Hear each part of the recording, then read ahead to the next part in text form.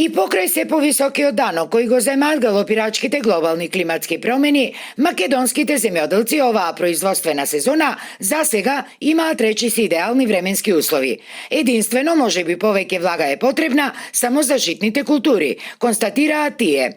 Од Агенцијата за унапредување на земјоделството пак уверуваат дека благодарение на мерките кои државата ги презема преку ИПАРД програмите, земјоделците се поуспешно се справуваат и со неповолните последици од климатските промени, поројните дождови, градот и сушата.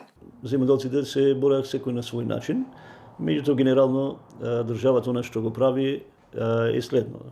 Ќе креираме мерки преку различните програми во делот на наводнувањето, во делот на копањето на бунари, значи таму каде што немаме системи за наводнување, и во тој правец имаме такви мерки за преку програмата за рурален развој, преку ИПАРД програмата да може да се интервенира. Во делот пак на заштита од плевели и од загадувањето на почвата и на водите, Томески уверува дека ние како земја хемиските препарати, односно пестицидите, не ги користиме прекумерно, како што е случај во некои развиени земји.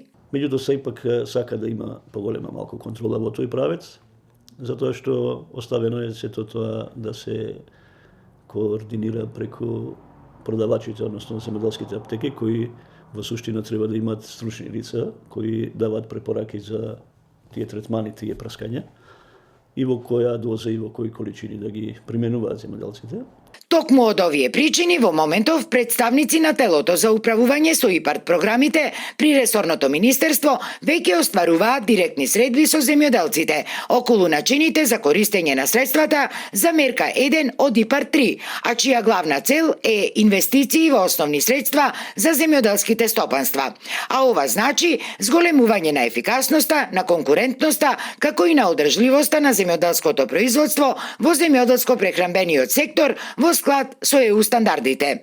Македонските земјоделци од оваа мерка 1 годинава на располагање ќе имаат 7,4 милиони евра и за нив можат да аплицираат до крајот на месецов, информираат од ресорното министерство.